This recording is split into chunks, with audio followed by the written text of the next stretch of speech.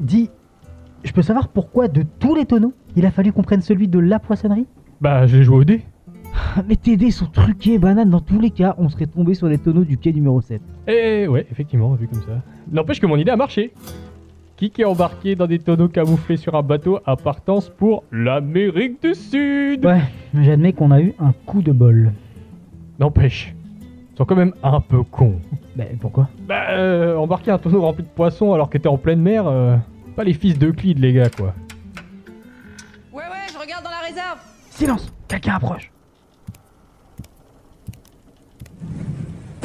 Bah, qu'est-ce que vous foutez là, vous? Bonjour, on va tout vous expliquer. Laisse-moi faire.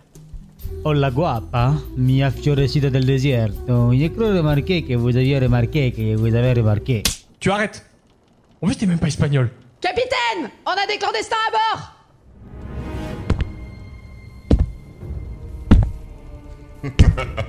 Qu'avons-nous là? Deux futurs esclaves cubains.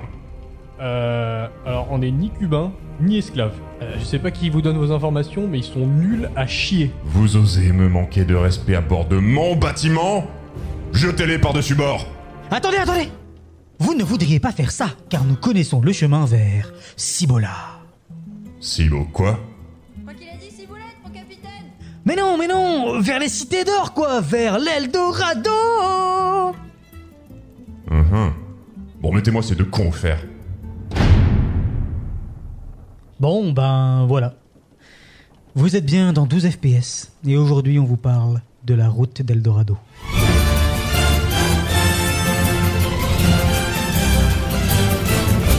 Hé, rapido! Ouais, Erasmo! T'entends ce rythme endiablé? Ça fait danser les races. Madame Lowry, je suis content. Et ton grain. Efficace la potion. Ils mettent quoi dedans? La rivière Coaco. On connaît bien, hein? On y va tous les étés.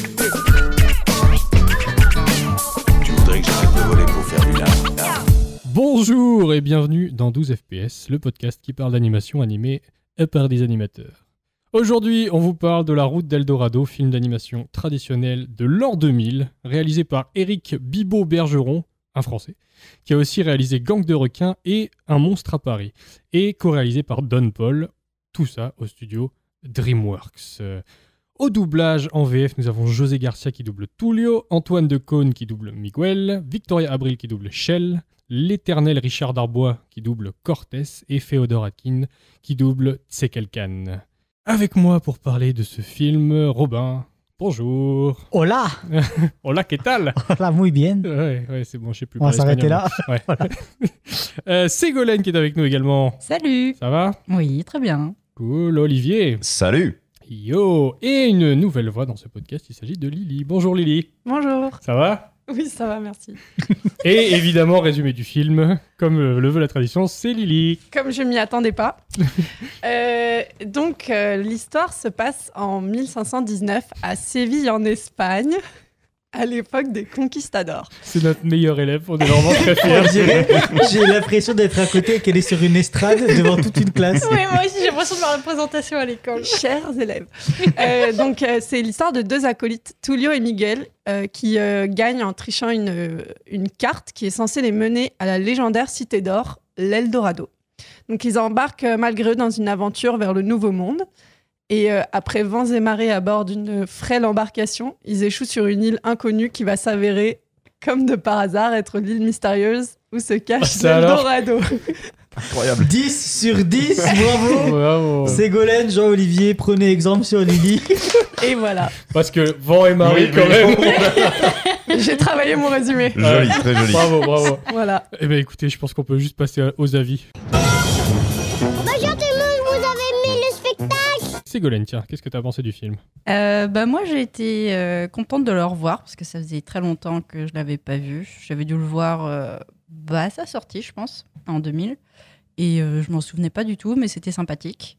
C'est un film sympathique qui non plus va pas me faire avancer dans ma vie ni me poser des questions, quoi. Mais c'était sympa. C'est ce que t'attends de tous Genre, les films qui te fassent avancer dans ta vie. Sympa mais chiant, mais des fois tu peux te dire bah tiens, C'est une- effectivement, ça me fait je peux poser des réfléchir questions. un peu quoi. C'est une date Tinder, quoi. Sympa mais chiant. Alors c'est clair que si vous avez écouté l'épisode d'avant, c'est pas le Prince d'Égypte là. Oui, on n'est oui, pas, voilà, sur c'est ça. on n'est pas sur le même niveau, clairement. Robin, tiens. J'avais jamais vu ce film, Bah, t'as foutu de ma gueule. pas jusqu'au podcast, parce qu'on me l'a fait découvrir. Je l'ai découvert très tard. Je l'ai découvert grâce à Carrie, une de mes amies mexicaines, qui m'a fait Romain, faut absolument que tu vois ce film. Et c'était il y a 3 ans peut-être. Non, peut-être pas 3 ans, genre 2018-2017. Et j'ai vu ce truc-là, j'ai fait ok, vas-y. J'avais toujours vu des images, mais jamais vu le truc. Et en fait, c'est trop un bonbon. C'est fun. C'est franchement, ouais, c'est ça. C'est pas sympa mais chiant, mais c'est ouais, tu passes un bon moment. Les enjeux sont pas, te prennent pas aux tripes. Il y a jamais vraiment de réels moments dramatiques là. Mais je trouve que la synergie entre Tulio et Miguel, elle est vraiment bien gérée. Et c'est ce qui vraiment porte le film de bout en bout. Après, les doublages de Cohn et Garcia, on y reviendra, sont vraiment du bonbon, quoi. Ouais, c'est ce qui fait le sel. Lily, qu'est-ce que t'as pensé du film? Moi j'ai trouvé cool, c'est coloré, c'est fun, il y a de la jungle, c'est un duo en plus de potes, donc ça c'est plus rare et c'était cool à regarder. Olivier. Ouais, donc moi je l'ai vu pour la première fois il y a une petite dizaine d'années, pareil, donc je l'ai vu assez tard.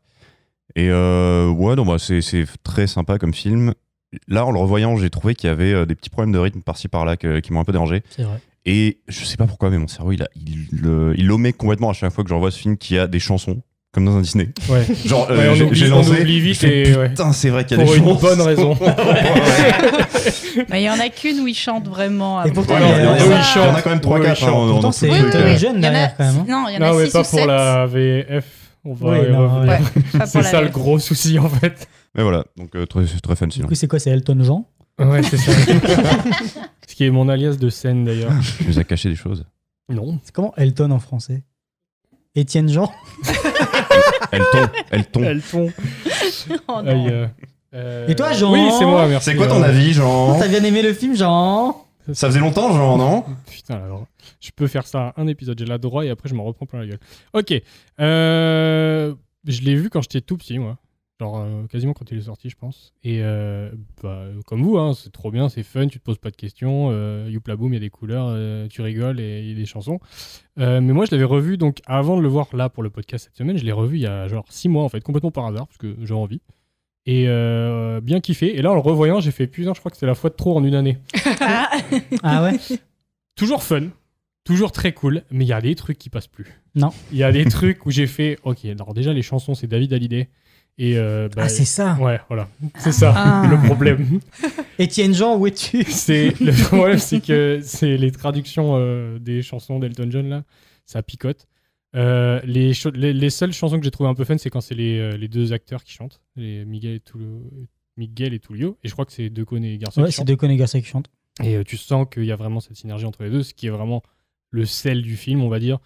Il y a plein de trucs un peu compliqués où on te cale des histoires avec le prêtre et machin. Les enjeux, au final, sont un peu secondaires par rapport au fun général du film où tu t'en fous, en fait, de ce qui leur arrive. Au final, c'est pas grave.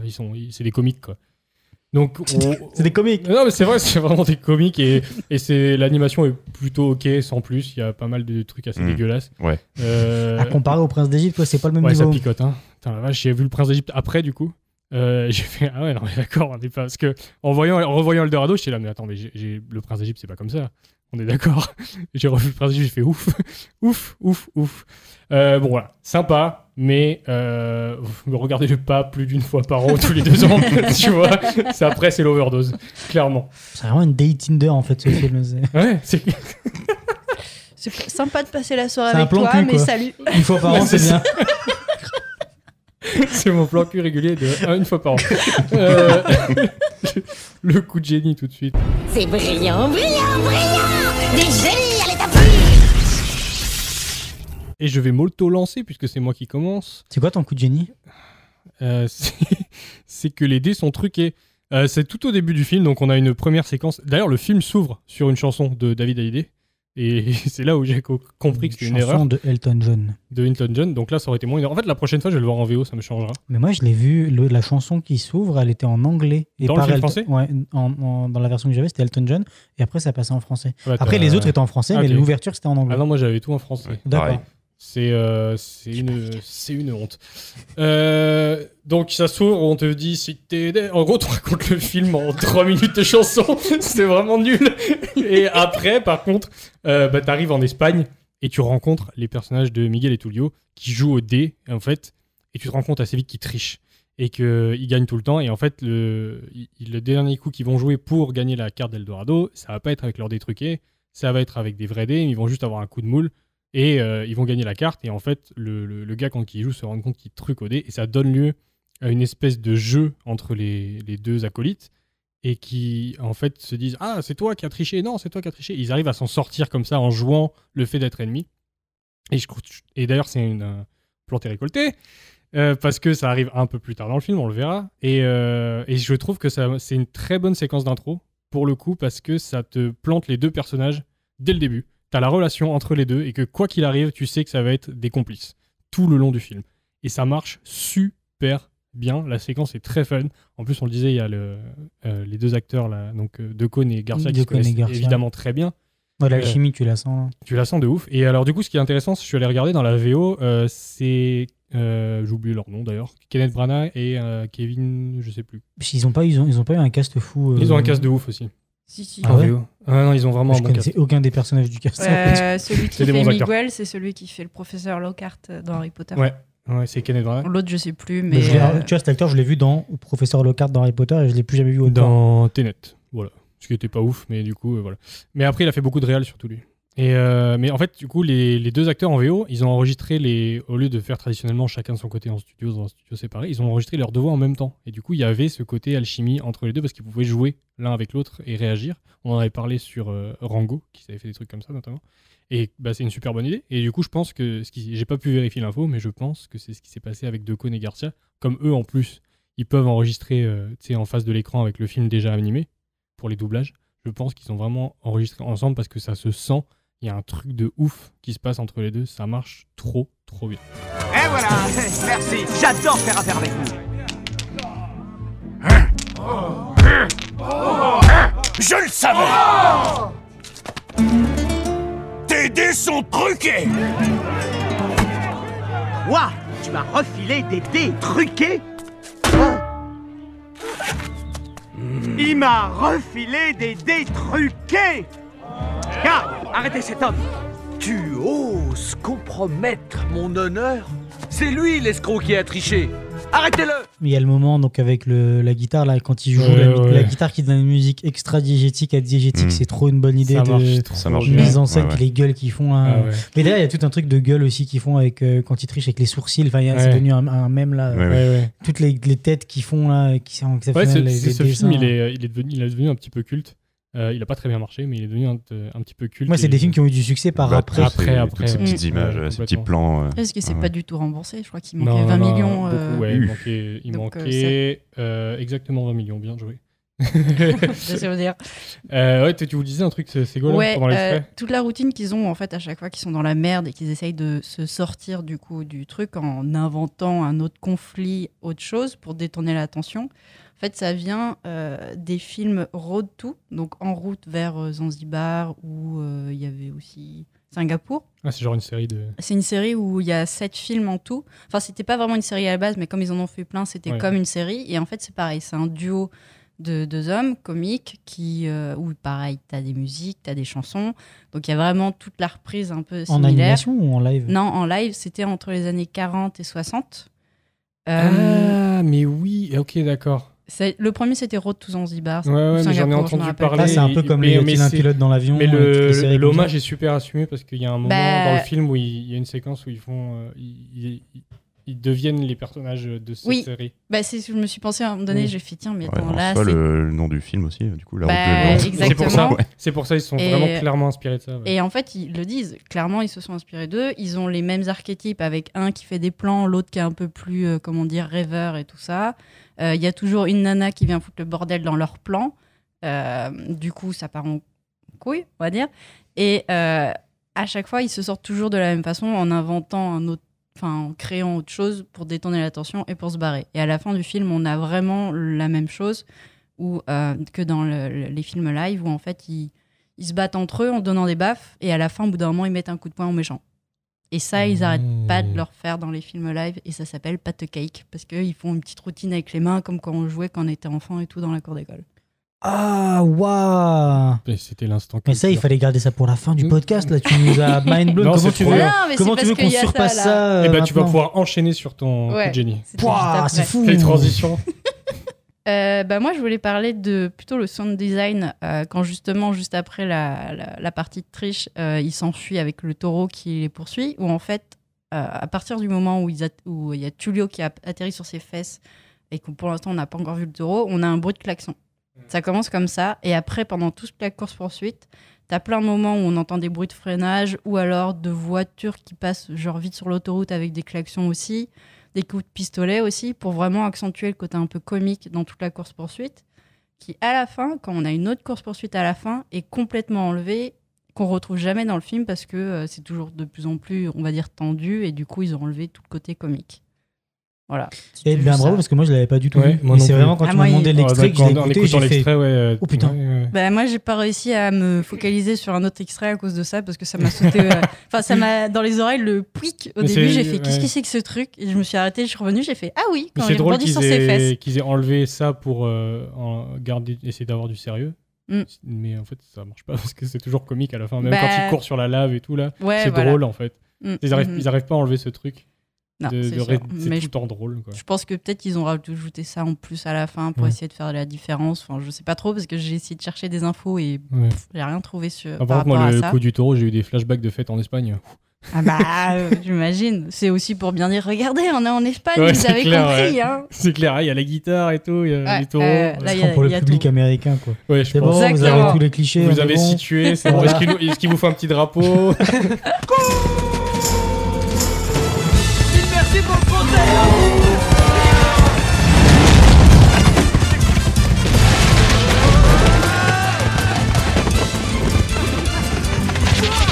Les voilà!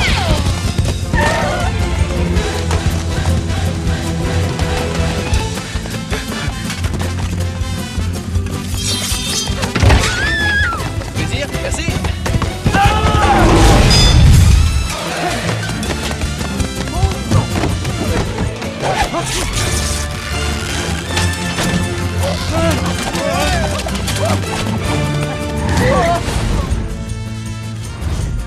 Je te parie qu'on peut le faire. Le Pesetas, c'est qu'on ne peut pas. Tenu.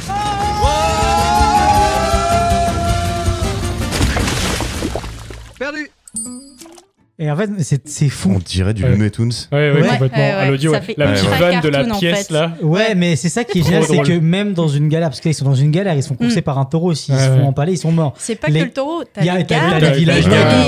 Les villageois gars aussi. sont encore dans le pari et le jeu de Oui. genre, bon, on doit sauter sur 2 tonneaux de 15 mètres de haut.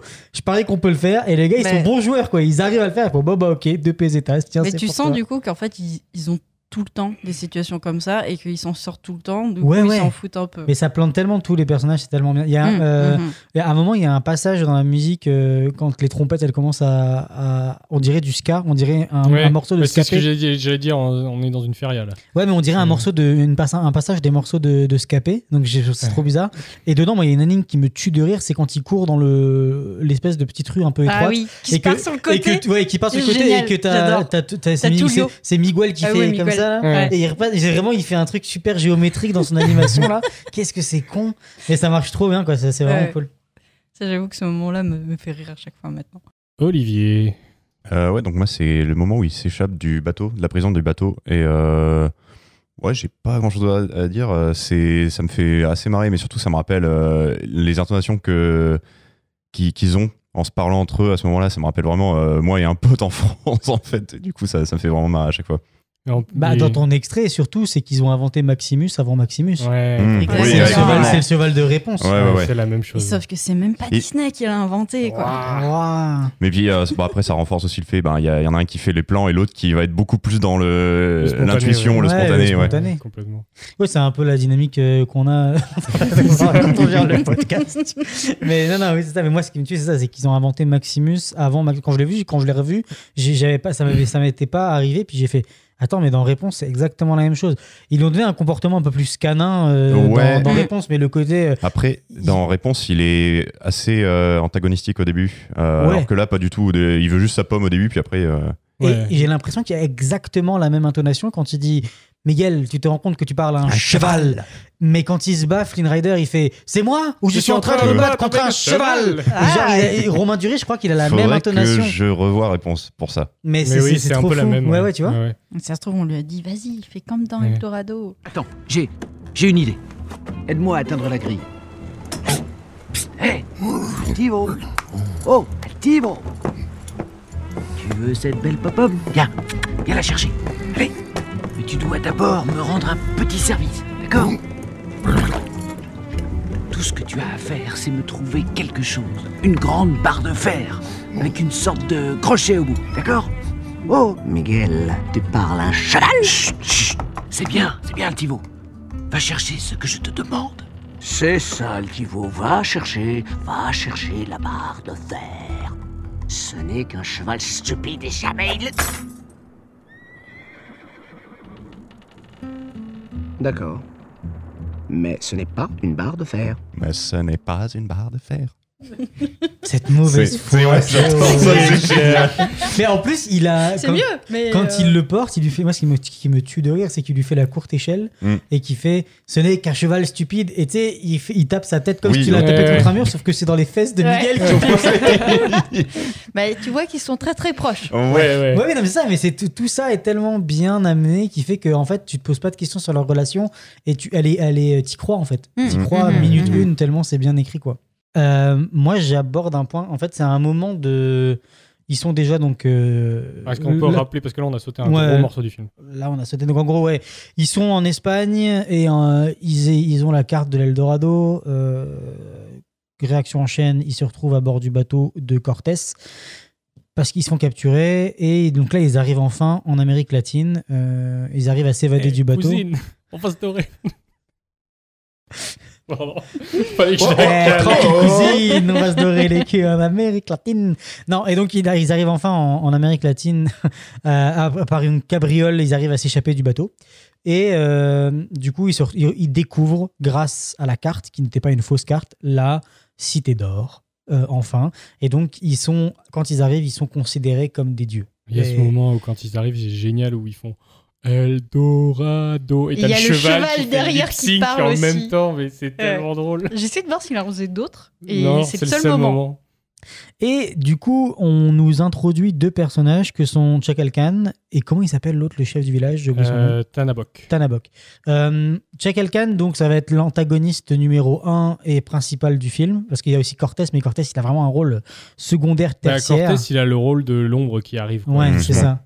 Et t'as Tanabok, qui est donc en fait le chef du village, mais vraiment bienveillant. Et en fait, c'est déjà dans les designs que tu le vois, parce que lui, voilà, c'est quelqu'un qui est en embonpoint, il est plein de rondeur, il a vraiment un visage, t'as envie de lui faire des câlins, quoi. C'est un gros nounours et t'as envie de te dire, j'ai fait un câlin, je suis trop cool, quoi, avec lui. Un cigare, tu sais pas pourquoi. Alors que c'est ça. Alors, tu vois d'où il le sort. C'est un cigare cubain, c'est normal. Ouais. Mais c'est cubain, on en reviendra après avec l'histoire de Cortés. Alors que Chakal Khan, lui, il a des traits beaucoup plus anguleux.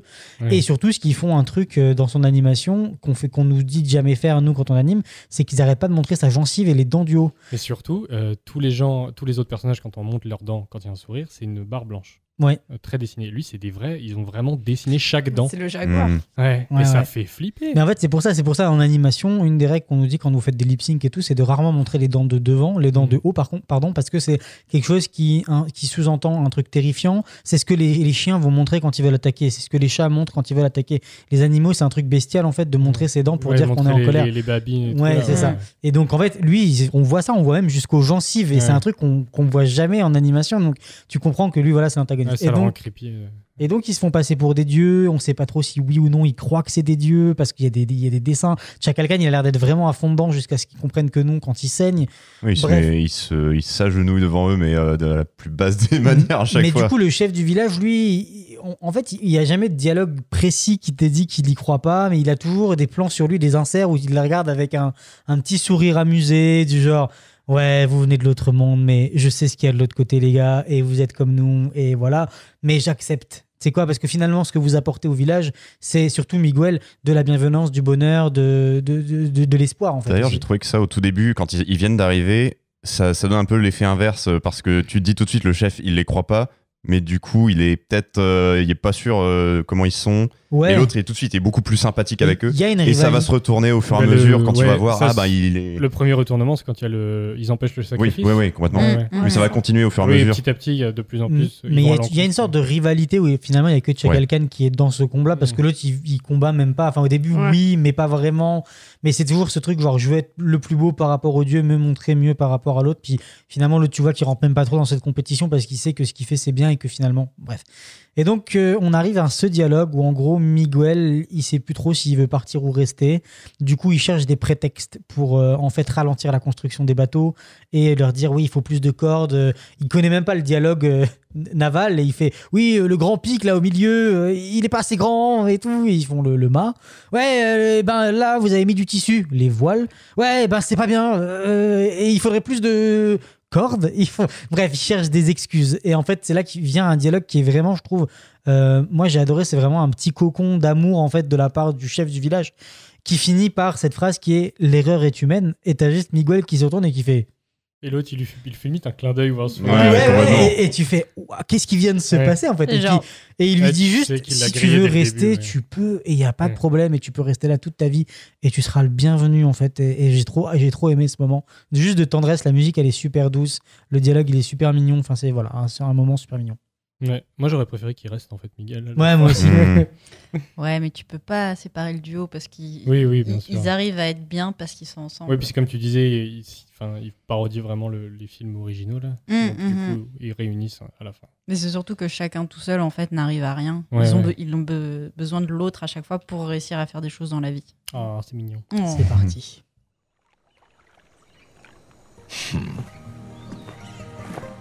Vous savez, Seigneur Miguel, si vous désirez rester, il vous suffit de le dire. Tu veux dire pour toujours ? Bien sûr.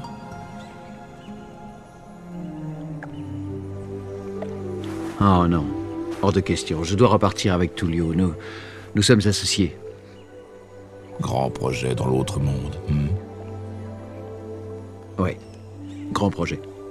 Bon, alors, je ferais mieux d'aller chercher plus de cordes.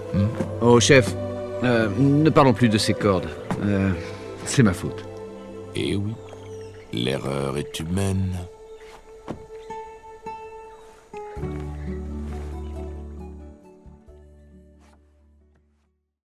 Le petit frisson. Ouais, ça reprend sur le thème. La voix de j'oublie son nom. Tanabok, elle est tellement moelleuse. Ah ouais. Franchement, ça va tellement avec son personnage. C'est un super mélange graphique, visuel et de lui que t'entends parler. C'est fou. Voilà. C'est très bien casté. Lily, du coup. C'est bon cette fois. Moi, je vais parler de la scène qui fait écho à ta scène, Jean. Donc, c'est le moment où ils jouent la scène, ils rejouent leur espèce de dieu d'acteur de Tu n'es pas un dieu. Donc en fait, ça arrive un moment où les deux personnages viennent de s'engueuler, ils sont en friction, ils sont en désaccord. Parce qu'il y a Miguel qui veut rester et Tullio qui veut repartir avec Shell et la fortune en Espagne. Et à côté de ça, on a Tzezelkan. C'est quelqu'un qui a découvert leur ruse. Ouais, c'est ça. C'est pas grave. Qui a découvert leur ruse et du coup qui a compris que c'était pas des dieux parce qu'il a vu Miguel saigner. Donc en fait, il a créé cette espèce il a réveillé cette espèce de monstre de pierre jaguar qui est hyper impressionnant. Qui est clairement un Transformers d'ailleurs. Ah, voilà, c'est ça. Qui va dans la lave mais qui meurt pas. Et donc c'est ça, c'est un gros caillou. Et donc là, c'est vraiment le moment où ils sont face au mur, littéralement face au gouffre en fait. Et Et ils n'ont pas d'autre choix que d'utiliser leur plus beau jeu d'acteur studio pour s'en sortir, comme ils font à chaque fois. Et on sent vraiment, comme tu disais, Sego, qui sont un peu experts dans cette espèce de jeu. Donc en fait, c'est intéressant en ce moment parce que à la fois, ça réveille un peu leur alchimie et leur complicité de duo, mais en même temps, tu sens que toute cette engueulade, elle est un peu réelle. Et en fait, ils se donnent des claques qui sont hyper sincères et en fait, ils règlent leur compte à travers cette engueulade pour finalement réussir à éliminer le méchant. Donc, Les petits inserts de Chikalkan. Ouh, petit montage. Tu sens que lui, il est en train de kiffer. Il fait. Non, mais c'est ça, t'y crois à fond et en fait, tu fais, il y a une petite anguille sous roche. Ouais. Donc, c'est fun comme moment et du coup, l'acting est vraiment surjoué, c'est hyper rigolo. Ils se mettent vraiment des grosses tartes. Donc, tu te demandes, est-ce que là, c'est du jeu ou est-ce qu'il a vraiment envie de lui en mettre une? Je pense qu'il y a un peu des deux. Il y a un peu des deux dans ce moment, donc c'est ça qui est fun. Et, C'est très bien senti, ouais. C'est cool. Bien dosé, effectivement. Voilà. Et je sais ce que vous n'êtes pas. Et vous n'êtes pas des dieux. Tu n'es pas un dieu. Tu m'as menti.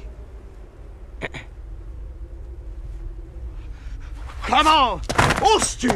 C'était son plan, stupide. Mon plan était que l'on fasse le mort. Mais ton plan était de te pavaner et de jouer au regardez-moi, je suis un dieu, je suis un dieu. Non, c'est faux. Non. Et tu te moques de qui? Ton baratin, tu y crois? Je ne baratine pas les filles, moi. Oh, comme c'est vilain. Écoute, monsieur le grand seigneur, nous aurions pu mettre les voiles avec une montagne d'or si seulement tu m'avais écouté. Bon, maintenant, tu as tout ce précieux trésor. Échelle. Alors, pourquoi as-tu besoin de moi? Bon, peut-être que je n'ai plus besoin de toi. Bon, alors pourquoi ne repars-tu pas en Espagne? Moi, je resterai ici. Et ainsi, nous aurons tous les deux ce que nous voulons. Ça me va très bien, camarade. Ça me va bien, aussi. Oui. D'accord. C'est trop cool. Ouais, alors moi, on en parlait hors micro, mais j'ai quand même un problème avec Antoine Decaune et De Garcia. C'est un très bon casting, mais je trouve qu'ils auraient dû inverser les personnages.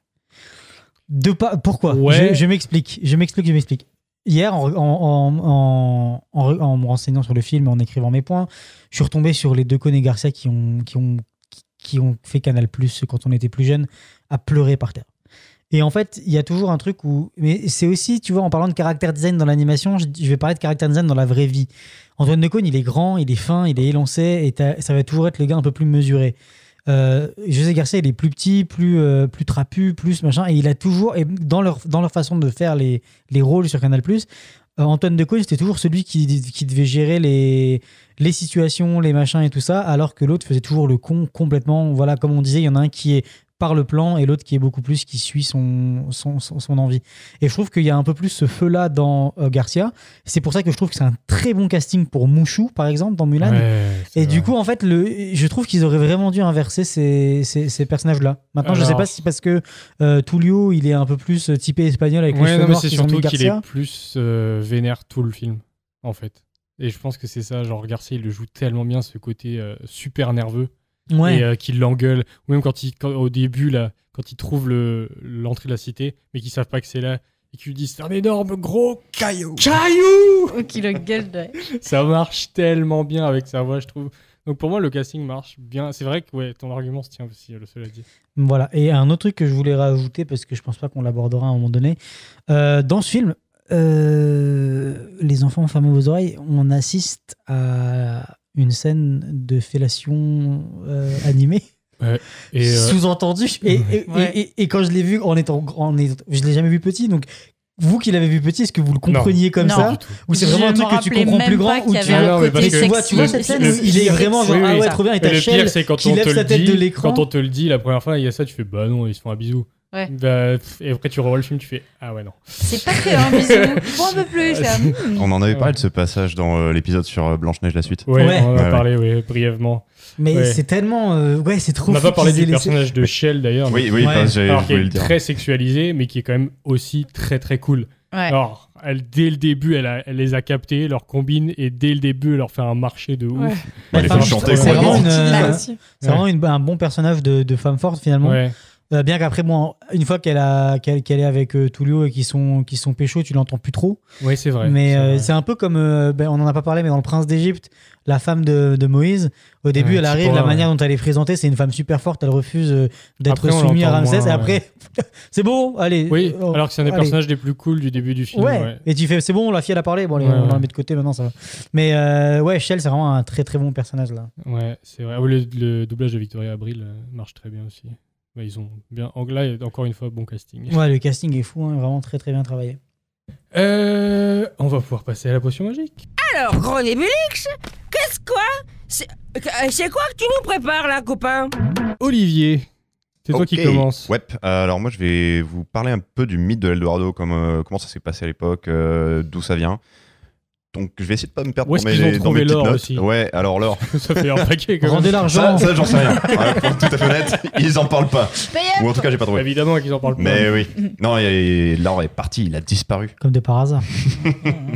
Donc, dans les accords de Bretton Woods. Eldorado. C'est quoi l'origine? Ça vient de l'appellation El Hombre Dorado ou El Rey Dorado. Donc l'homme doré ou le roi doré. La vache, tu parles espagnol? Ça veut rien dire. Ok, d'accord. Charlotte, pardon. C'est clair. Elle arrive. Qu'est-ce qu'il vient de dire? Elle arrive d'Espagne avec la main tendue. Je vais en prendre une. Direction ta joue. Elle va pas dire bonjour, ça va être la claque. Et du coup, ça s'est passé début 16e siècle jusqu'à peu près fin 19e, où il y a eu vraiment des expéditions pour rechercher les cités d'or. Donc l'Eldorado s'est retrouvé dans plein de mythes et légendes. Ils ont cherché plein d'endroits différents. Donc il y a eu d'abord celle qui est le plus connue, ça va être... attendez que je retrouve dans mes notes. Au niveau du lac Guatavita, parce qu'il y avait le peuple des Chibchas. C'est là que ça devient le El Hombre Dorado, parce que le chef de la tribu des Chibchas, il y a une légende où j'ai jamais su trouver si c'était vrai ou pas, qui dit qu'une fois par an, il se couvrait de poudre d'or et il allait se baigner dans le lac Guatavita pendant que d'autres du peuple balançaient des objets d'or et des pierres précieuses et tout ça dans le lac. Ça devait être bon pour la santé, ça. D'où, du coup, ce qu'on voit dans le film, quand ils disent ils ont accepté... Voilà. C'est ça, parce qu'on n'en a pas parlé, mais dans le film, spoiler, en fait, ils veulent chercher l'or, ils trouvent de l'or par des kilotonnes, que en fait, eux, ils sacrifient juste dans un torrent de flotte parce que ça n'a aucune valeur pour eux. Yep. Et sinon, dans les autres... C'est la valeur de l'amitié. Ça qui compte. Le pouvoir de l'amitié. C'est le voyage qui compte. Exactement. C'est le chemin. Les autres rumeurs qu'il y a eu, c'était une ville de Manoa qui était sur les rives du lac Parimé, mais c'est une légende ce lac, ou en tout cas il n'y a rien qui prouve son existence. Il y en a qui sont allés voir jusqu'au Nouveau-Mexique dans les années 1540 à cause des légendes des 7 cités d'or ou de Cibola. Les deux grandes expéditions qui ont été faites, c'était par Sir Walter Raleigh et autres conquistadors. Et avec tout ça, ils ont un peu écumé la Colombie, ce qui est maintenant la Colombie, le Venezuela, la Guyane et le nord du Brésil, une partie de la Guyane seulement. Et avec tout ça, ils ont quand même cartographié une bonne partie du nord de l'Amérique du Sud. Et après, pourquoi est-ce qu'ils se couvraient d'or pour les peuples de Chibcha? Pour le couvre d'or. Moi, c'est ce qu'on avait prévu à la base. Ce que j'ai trouvé, c'est que en soi, dans leur cosmogonie, leur mythologie, on parle de ça, il y a la couleur d'or, ça fait partie de l'énergie vitale de leur divinité, des Chimini Gagua. Voilà, j'espère que j'aurais prononcé ça bien. Et j'ai pas été chercher beaucoup plus loin après. Il y a plein d'autres divinités qui se mélangent. Parce que les Chibcha et Muisca, ils ont plusieurs noms en fait, ce peuple. Ils font pas partie des Incas ni des Aztèques, de ce que j'ai trouvé. C'est vraiment un peuple à part entière et qui était vraiment pré-colombien. Alors, question. À partir de quand on a commencé à créer la Golden Strike avec les particules d'or dans l'alcool là? Quoi? Je vois très bien de quoi tu parles. C'est comment cet alcool? Mais ça vient du Klondike, non? Je sais pas, le Golden Strike, c'est un alcool et dedans t'as des. Rapport au je sais pas, je buvais ça en Belgique et t'as des particules d'or. Il est sucré, non, dedans? Oh. L'alcool il est ultra sucré, non? Il est ultra sucré et t'as plein de particules d'or. Et moi, j'en ai bu une fois parce que je trouve ça tellement dangereux de boire un métal comme ça. C'est Gold quelque chose, mais je me rappelle plus. J'ai une bouteille à la maison. Elle s'appelle la Golden Strike, je sais plus. Oui, non, j'ai Sans mettre dans le champagne. Excusez-moi, j'en ai dans une bouteille boire de des saké. drinks avec de l'or dedans. Moi, ok j'en ai dans une bouteille de saké aussi. Tu veux pas Je pisser pense de l'or que c'est pour rendre ça joli. Sinon, ce que j'ai pas dit, c'est aussi à la base, donc c'était une légende sur un homme doré qui a évolué en ville d'or et ensuite un royaume, puis jusqu'à un empire doré. Voilà. Ok. Merci Olivier. Et du coup, Lily, tu veux embrayer sur un peu plus d'infos sur les Incas. Oui, et pas juste sur l'homme dorade. Donc en fait, C'est un poisson dans le lac. Moi en fait, je voulais faire un petit point sur les deux civilisations qui ont principalement inspiré le film. Donc c'est les Incas et les Aztèques, parce que les Mayas étaient plus tôt. Donc je pense qu'ils se sont principalement inspirés de ceux-là. Blague d'animateur. Attends, si je peux pas la faire ici, je peux la faire où? C'est j'avoue. Donc la première différence, c'était vraiment une différence géographique entre les deux. Donc il y avait les Aztèques qui étaient plutôt en l'actuel Mexique et l'Amérique centrale, alors que les Incas étaient plutôt dans toute la cordillère des Andes, sur la côte Pacifique et donc l'Amérique du Sud. Et donc ils ont à peu près disparu à la même période et il y a eu des grosses différences religieuses et culturelles. Mais par exemple, pour ce qu'on voit dans le film, donc les sacrifices humains, ils avaient vraiment une façon différente d'opérer ça. Donc, dans les deux cas, c'était pour des offrandes aux dieux. Mais par exemple, les Incas, ils avaient des sacrifices beaucoup plus rares et qui étaient souvent... en fait, ils prenaient les hommes à sacrifier, étaient souvent des hommes de bonnes conditions ou de bonnes familles. Et en fait, ils les traitaient un peu comme des dieux jusqu'à les enterrer vivants. Alors que chez les Aztèques, c'était plus des sacrifices d'esclaves ou de prisonniers de guerre et qui étaient beaucoup plus récurrents. Et du coup, en fait. les Incas, c'est ça, les gars étaient volontaires pour le sacrifice. Genre, c'était un honneur ou... Alors, je sais pas. Ça, je voudrais pas dire quelque chose dont je suis pas Ok. sûre, parce que je sais pas si t'as envie de te faire Ouais, mais comme s'ils enterrer étaient traités vivant, comme mais... un dieu, tu vois. Ouais, en tout cas, ils les traitaient bien jusqu'à leur mort, Ouais. de ce que j'ai lu. Ok. Et sinon, je voulais aussi un tout petit peu évoquer la cité du Machu Picchu, qui veut dire la vieille montagne en langue quechua.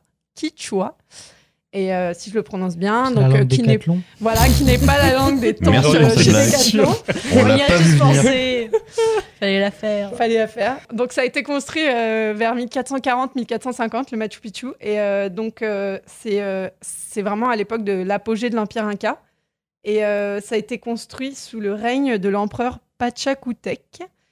Et donc, en fait, une des seules raisons qui fait que c'est un site qui a été ni pillé, ni détruit, ni transformé en lieu de culte évangéliste, c'est qu'en fait, les conquistadors ne l'ont jamais trouvé. Et donc, c'est assez incroyable de se dire qu'aujourd'hui, on a accès à cet endroit c'est un peu ça, en grâce fait, à ça. l'Eldorado. C'est peut-être l'Eldorado. Et ça a été redécouvert au XXe siècle par un historien américain qui s'appelle Hiram Bingham, et qui lui a probablement donné ce nom et qui a mené des recherches avec les autorités locales pour excaver en fait, le site était enseveli sous la nature, donc dégager un peu le site. Et aujourd'hui, qui est patrimoine mondial de l'UNESCO et qui est protégé parce qu'il est en danger. Et il est fermé là encore, non? Non, il est ouvert, mais il est en danger parce que l'affaissement du terrain et le tourisme. Donc, il y a un nombre limité de touristes par jour, mais ça reste un lieu protégé. C'est fou que je pensais pas que ça avait été découvert au XXe siècle, c'est vachement récent. Tu as la date exacte ou une idée? 1910, 12, je dirais. Début du Mais je 20e, Ouais, je crois que c'est ça. J'imagine que ça doit être dans un lieu tellement reculé et c'est en haut de la montagne. En plus, C'est très vraiment reculé. Que en fait, c'est un endroit où ils n'allaient pas forcément. Ah ouais, et plus difficile d'accès. Puis t'es protégé par le marsupilami. Voilà, exactement. Le Aussi. marsupilami était là. Non, mais peut-être que lui a retrouvé des traces, je sais pas, dans l'histoire via d'autres villes. Et au bout d'un moment, Et il a puis dû se dire, il y a quelque chose normalement par là. Oui, et puis des récits, des gens qui lui en ont parlé, etc. Donc, ouais, c'est ça. Donc, c'est un lieu magnifique. Voilà. Ok, merci beaucoup Lily.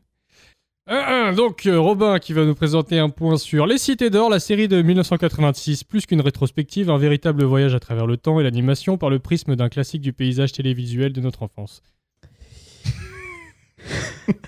C'est tout? Un peu plus d'entrain ou ça va?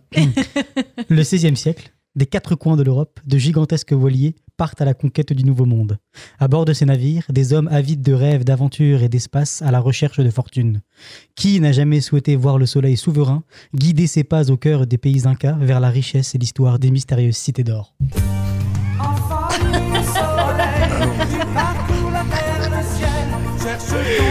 Il a répété, non hein. Ah ouais. J'ai vu le générique complet, les gars. Allez, c'est pour 5 minutes.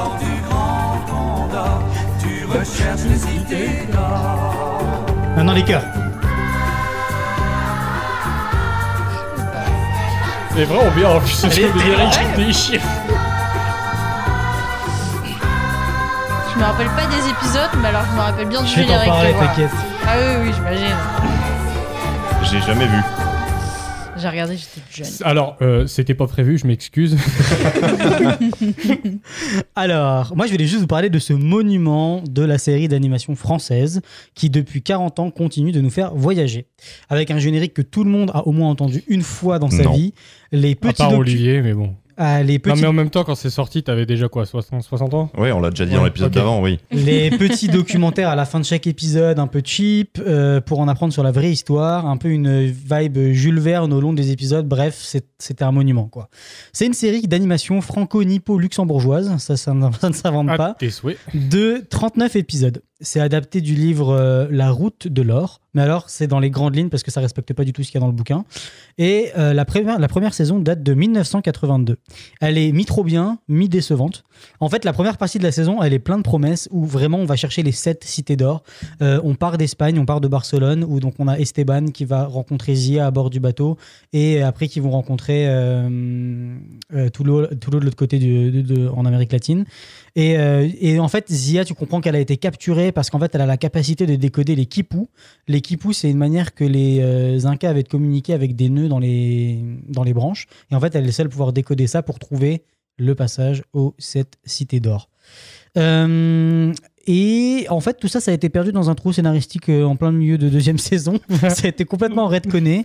Ils ont commencé à faire des épisodes stand-alone qui n'ont pas rapport. Et puis en fait, finalement, ils se concentreront que sur une seule cité d'or qui trouve à la fin et qui détruisent. Donc super décevant. Ah, putain, ouais. Est-ce que tu peux nous expliquer, pour ceux qui ne savent pas, redconner Redcon. Ça veut dire qu'ils ont annulé ils ont annulé ce qu'ils vous avaient prévu de faire à la base en plein milieu de la saison. Le scénario a été changé.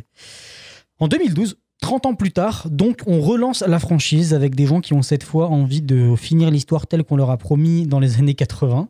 Et cette série, elle est en 3D, en animation 3D, et elle est animée par Blue Spirit à Angoulême et à Montréal. Ouais.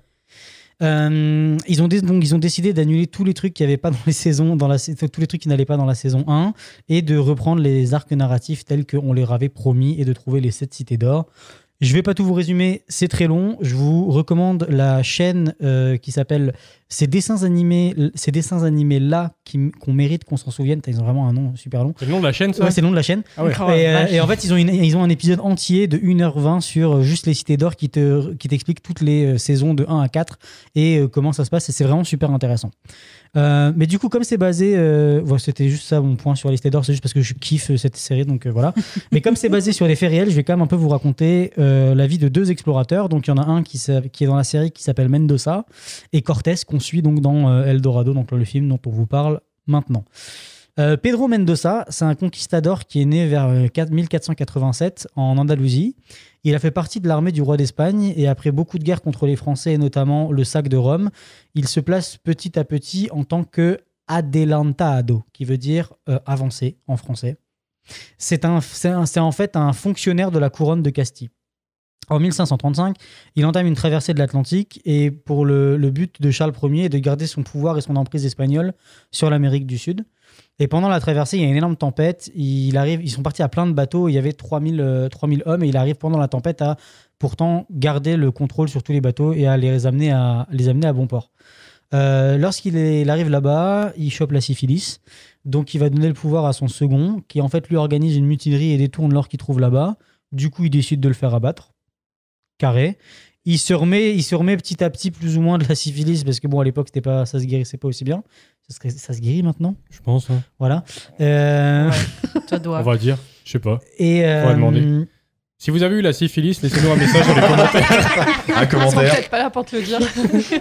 Bah, si vous répondez pas, c'est que ça se guérit pas. Et donc en fait, il va continuer à travailler et en fait, c'est lui qui est à l'origine qui a fondé la ville de Buenos Aires en Argentine. Ah, que je rêve de visiter. Et sous le nom de Buen Air au tout début et qui en fait était juste un port défendu par 2-3 forts. Là-bas, ils ont fait la connaissance des Indiens Pampa qui ont commencé donc à faire du commerce et tout. Comme d'hab, la situation s'est envenimée. Et tiens, c'est Mais ça bizarre. me dit quelque chose. C'est envenimé pour des raisons d'évangélisation, de christianisme et tout le bordel. Donc ils rentrent en guerre contre eux. Le problème, c'est que les Indiens sont beaucoup mieux organisés. C'est pas compliqué, ils sont arrivés à 3000, les Indiens ils sont 23 000 et ils connaissent le terrain. Donc on bloque l'accès et la sortie de Buenos Aires. Et donc en fait ils ont plus d'eau, ils ont plus de bouffe, ils ont plus rien. Un siège quoi. Ouais. En fait voilà, ils se font juste assiégés. Et donc ils décident de repartir. Et Mendoza il meurt en pleine mer et il balance son corps à la flotte au large des îles Canaries en 1570. Nul, le gars nul. Ah mon dieu, la fin. Objectif pas très réussi à la fin.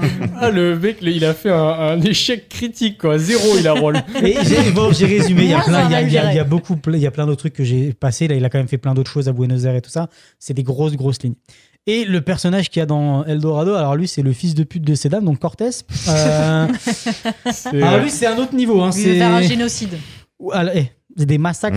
Je sais pas Ah comment bah, il en a oui, massacré. Les conquistadors, bon. Ah bah, ouais. C'est horrible. Donc, au début des années 1500, on pouvait trouver, en fait, dans les ports des villes espagnoles, des journaux qui parlaient de Hispaniola, donc la Nouvelle-Espagne, donc l'Amérique latine, comme les Français ont appelé la Nouvelle-France, le Canada et tout ça.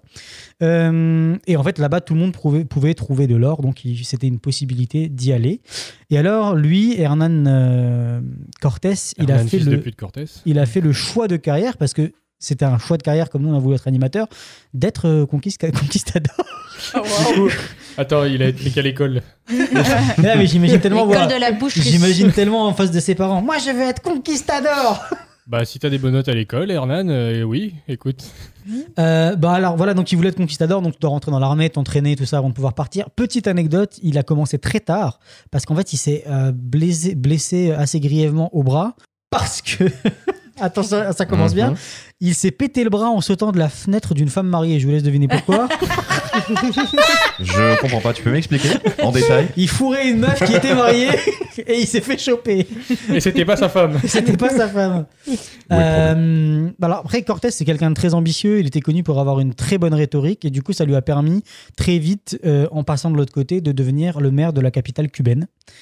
Il en voulait toujours plus. En 1518, il commence la conquête du Mexique avec 500 hommes et 13 chevaux. Courageux.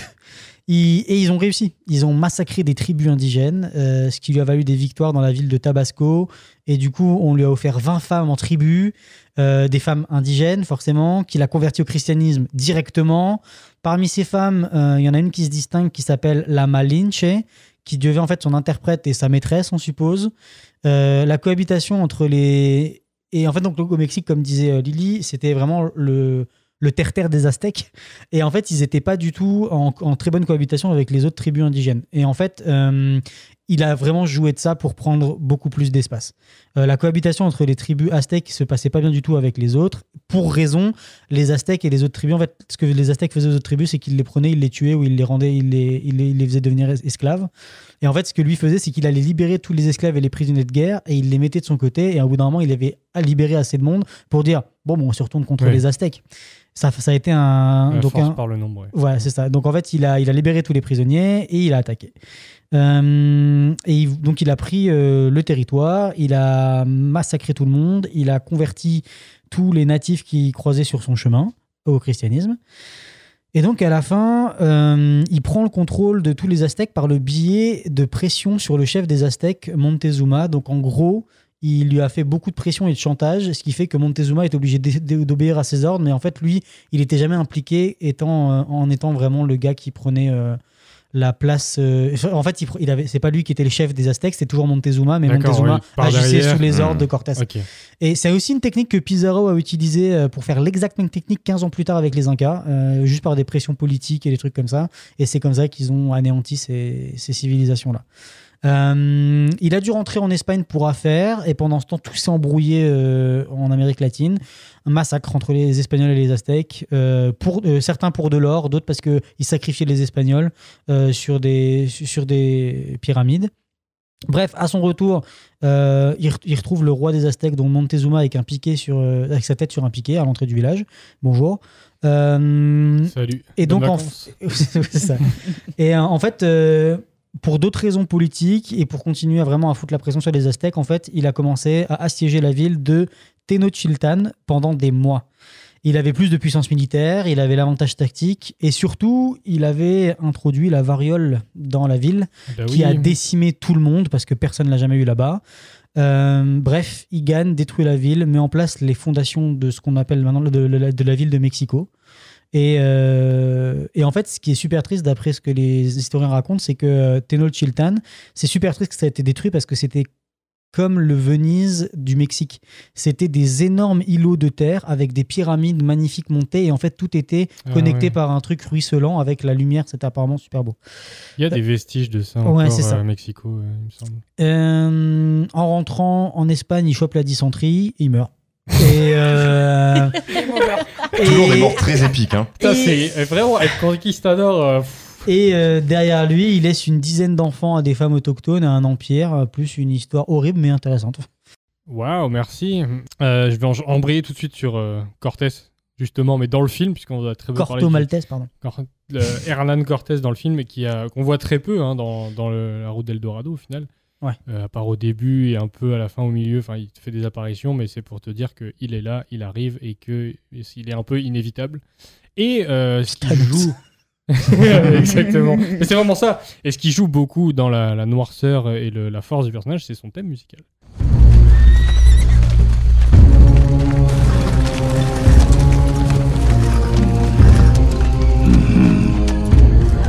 Par là. Et donc ça, ce thème musical, c'est le Requiem Dies Irae que on a pu entendre dans un autre film. Est-ce que vous savez c'est quoi comme film? Moi je sais mais je le dis pas. Ça me dit un truc aussi, ouais. J'ai un gros blanc. En plus, j'y ai pensé en voyant. On leur fait écouter. On va vous faire écouter si vous peut-être que vous allez deviner.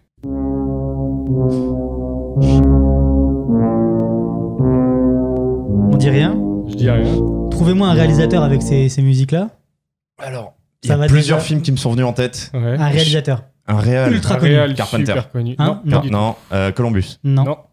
Un réal super connu. Vraiment plus connu que ça. Genre un maître parmi les maîtres. Spielberg. Et non. T'en as beaucoup des comme ça. C'était. Je le sais. C'était l'intro de The Shining. Oui. Ah, mais oui. Bordel. Ils ont utilisé exactement la même musique et ça m'a fait tiquer, comme vous. Quand j'ai entendu le truc, j'ai fait c'est bizarre. Ouais. Ça me dit quelque chose. Du coup, je suis allé chercher la musique qu'ils ont utilisée dans le film. Sur la route. Et ouais, c'est ça, c'est vraiment tout le début. Et en fait, je suis allé chercher les musiques dans le film et en voyant tu peux chercher la musique après, où est-ce qu'elle a été utilisée. J'ai vu The Shining, je fais mais non. Et du coup, bam, l'intro. Et oui, effectivement, c'est la même, tu vois, l'arrangement est différent. Mais ouais, du coup, voilà, c'est un petit point là-dessus parce que j'ai trouvé ça super cool. Est-ce que vous voulez ajouter autre chose sur le film, autour? Non? La fameuse question. Si, moi j'ai encore un truc. Oui. En plus d'avoir utilisé les films, Road to, et puis après les différentes destinations, pour, plutôt créer là le duo des personnages et un peu la trame de comment ça se passe dans le film, ils se sont beaucoup inspirés aussi du bouquin L'homme qui voulut être roi, où là c'est pareil, c'est aussi deux personnes qui en fait là vont vraiment chercher, décident, savent qu'il y a quelque chose qui existe, pas genre ils tombent sur une carte, où ils vont essayer d'être les rois d'un pays un peu caché avec beaucoup de choses. Pareil, ils partent avec le truc en se disant tant qu'on n'a pas réussi à être les rois, on ne prendra ni femme, on ne boira pas d'alcool, pour rester peut-être focus.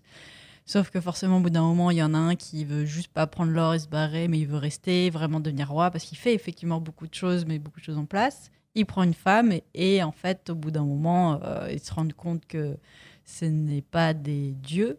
Enfin, ce ne sont pas des dieux, parce que les peuples, dans la façon dont ils ont réussi à prendre le pouvoir, ont cru que c'était des dieux. Et sauf qu'ils se font pourchasser, éjectés du pays. Il y en a un des deux qui meurt en cours de route, l'autre a réussi à revenir, je crois que c'est en Angleterre, mais dans un piteux état, et avec la tête de son compagnon, toujours avec la couronne sur le crâne. Il y a eu un film. Holy shit. Voilà, il y a eu un film. Donc, globalement, il y a les mêmes points, mais pas du tout traités de la même façon à la fin. Disons que ça se passe vraiment pas bien du tout avec tous les autochtones à la fin, et ils finissent sa vie. Il y en a un qui meurt et l'autre finit sa vie comme un misérable. Donc, le film est avec Sean Connery quand même. Qu'est-ce que... j'ai pas checké pour le film. Il est sympa, je l'ai vu il y a un petit moment à l'école. Bien balbutier. Et ouais, il est cool. D'accord. Ok. Ouais, ça me fait penser à un truc justement parce que une autre inspiration un peu du film aussi, c'était Candide de Voltaire. C'est au moment où ils vont à Eldorado et justement ils repartent, ils veulent repartir avec de l'or, mais ils repartent pas. Je crois qu'ils les font tomber dans l'eau d'ailleurs. Ils perdent tout dans l'eau. Et d'ailleurs, juste les fers du cheval qui les cachent de façon très. Oui, mais dans Candide, il y a la même chose où ils perdent dans l'eau leur richesse quand ils repartent. C'est l'une de des l'Eldorado. premières fois d'ailleurs dans Candide de Voltaire où l'Eldorado est adapté pour une pièce. De divertissement. C'est autre chose que... parce qu'avant, ça venait de légendes qui étaient écrites par justement des conquistadors ou autres. Et là, c'était la première fois que c'est utilisé pour autre chose. Utilisé pour un conte. Okay. On va pouvoir conclure.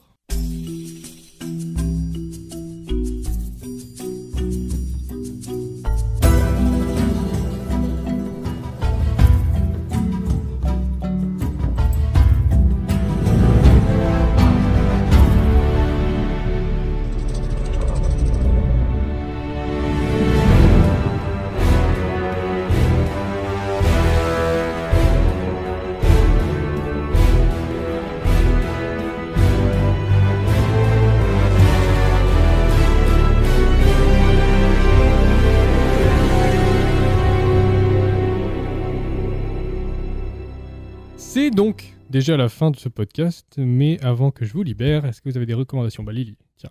Ouais, moi je voudrais évoquer un récent court-métrage qui s'appelle J-Baro, pour ceux qui l'ont vu, d'Alberto Mielgo, donc dans la saga Love, Death and Robot de Netflix. Donc c'est pas tout à fait l'Eldorado, c'est plutôt inspiré apparemment d'un mythe portoricain avec une sirène, mais j'ai trouvé que l'armée, enfin tous leurs costumes, l'armure, ça faisait vraiment référence aux conquistadors, selon moi, après c'est une interprétation.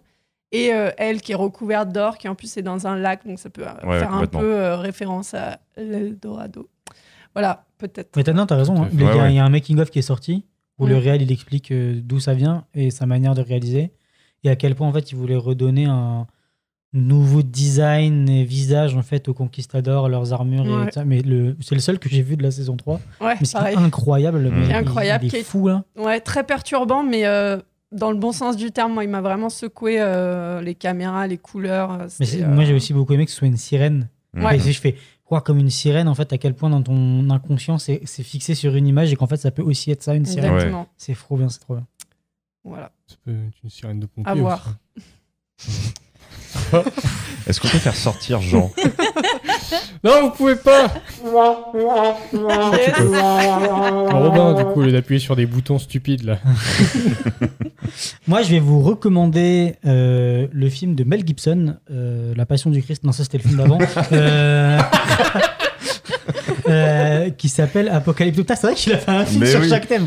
Donc Apocalypto, c'est pas vraiment sur les conquistadors, quoique ça les aborde un tout petit peu à la fin. Super joyeux. C'est pas du tout joyeux. C'est sur la civilisation maya et en fait un règlement de compte entre deux tribus de la civilisation maya.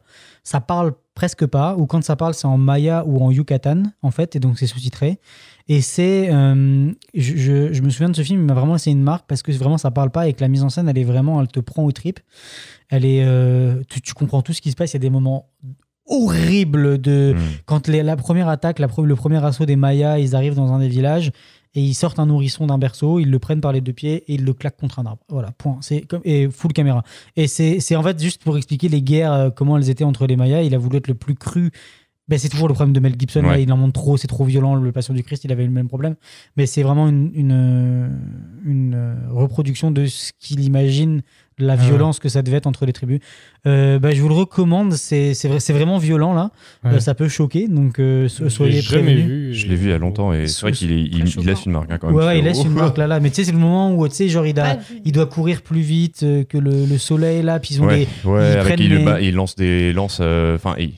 Ils ont des fléchettes qu'ils mettent dans le dos des crapauds avec le poison. Tu sais que les crapauds qui ont leur poison dans le dos là, tout plein de trucs comme ça. Donc ça, c'est une de mes premières recommandations. Et ma deuxième recommandation, qui est beaucoup plus joyeuse, oui, c'est l'album de Tintin. Les 7 boules de cristal Non, quand il est... Ah, j'ai oublié. Chez les Picaros. Ah, Tintin et les Picaros. Tintin et les Picaros. Et qu'en fait, il arrive à s'en sortir avec l'éclipse. Ouais. J'avais toujours trouvé ça exceptionnel. Attends, mais c'est parce que c'est dans les 7 boules de cristal.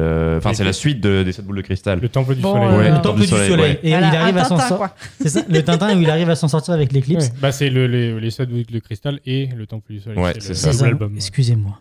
Le temple du soleil. Et donc, moi, ça m'avait toujours. J'avais toujours adoré quand j'étais petit parce qu'ils sont en prison avec Haddock et il fait comment on va se sortir de là parce qu'on va être sacrifié. Et là, facilité scénaristique, il y a un bout de journal qui traîne. Ouais. Oh, tiens, une éclipse! Et hop. Et voilà, et du fait, donc il fait croire qu'il commande le soleil, et puis comme le soleil c'était le dieu de ces mais de toute façon, Tintin, c'est du Deus Ex dans tous les sens. Oui, mais voilà, j'avais trouvé ça trop bien. Je crois que c'est un de mes préférés de Tintin. C'est pareil. Vraiment trop cool. Et moi, les malédictions au début. Il fait peur de fou, là. Celui qui vient chercher les boules de cristal, la momie, comment elle me terrifiait quand j'étais petit, là. Il y a Tournesol qui se fait capturer aussi. Boule de foot qui rentre dans la pièce. Ah ouais. Après, il y a le côté raciste de RG dedans, mais. Ouais, bon, ça change C'était pas. Une époque. Ouais. Et un personnage. Ségolène. Moi, ça va rester sur ce dont j'ai parlé pendant le podcast. La série de films, les Road to Zanzibar, Singapour, Bali, je crois aussi. Il y en a 7 en tout. À regarder. Comme les 7 cités d'or? Comme les 7 boules de cri. Non, devait y en avoir plus. Certains ont été annulés et il y en a un autre, il n'a pas été fait parce qu'il y en a un des deux du duo qui est décédé. Oh la malédiction! Oh là là là là là là là! Donc ils se sont arrêtés là. D'ailleurs, pour Eldorado, le film animé, il devait faire des suites. Mais je pense que il devait faire une suite en série, je crois. Ouais, je sais pas. Mais je un pense trou de 20 que... millions, ça calme quoi. Voilà, c'est ça. Je pense qu'ils se sont dit c'est peut-être pas la peine. Du coup, regardez ces films pendant que vous lisez le bouquin qui apparemment a l'air un peu déprimant. Ouais, ok. Et Olivier. Et moi, je voudrais vous recommander la bande dessinée Les Indes Fourbes de Alain Hérol, je crois. Et Comme les chouettes peut-être. Dans Harry Potter. Oui. Petite référence. On l'a vu. On a vite compris, oui. On va lui lancer des trucs à la gueule. Non, et du coup, une BD très très cool qui mentionne pas mal Eldorado aussi, et tout ce qui va être la recherche de Eldorado, les conquistadors et tout ça, et puis des magouilles. Des magouilles, quoi. Oh, ouais. Et pourquoi les ânes fourbes alors? Les Indes. Les Indes. J'avais les ânes fourbes et je comprends pas pourquoi ça s'appelle comme ça. Pourquoi il y a des ânes? Oui, ça. Okay. Rien à voir. Et toi, Jean? Moi, j'ai pas de reco. Voilà. Ce gars, il me lance, il sait très bien que j'en ai pas. Le porte-à-faux. C'est très bien que j'ai pas préparé. Ah. Non, je veux pas de reco spécial. Qu'est-ce que j'ai vu dernièrement qui était sympa Dexter. Dexter, ouais, vraiment cool. Fini la saison 6, là, c'est cool. Le The Boys de la saison 3 est vraiment très bien. Voilà. On l'a fini, là, hier soir. Ah, j'ai pas encore fini, mais... La saison 2, juste... Et déjà, on était genre... c'est bien. Ah, t'as fini la saison 2? Ouais. Ah ouais, juste la 2, là. Pour la 3. Ah oui, je sais que c'est de pire en pire. À chaque fois, tu fais... Qu'est-ce qu'il genre peut le faire premier épisode... Pour les gens qui ont déjà vu... Fallait pas. Fallait pas. Hein. En plus, on est parti hors sujet. Il y a une scène, c'est vraiment that scene... Oh mon dieu. Oh oui. Ça va être coupé. Ouais. Elle est nulle, on la garde. La prochaine fois, on vous parle... Est-ce qu'on dit de quoi on parle la prochaine fois? Oui, c'est le final de la saison 2. C'est le final. Alors, ce sera les 2 épisodes finaux de la saison 2. Qui sera un gros épisode. On va le sortir en 2-3 parties, ça dépendra combien de temps ça dure. Ce sera sur les Indestructibles 1 et 2. Donc...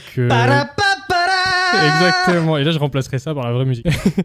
Merci de nous avoir écoutés. En tout cas, et n'oubliez pas, allez voir des films d'animation. Bisous.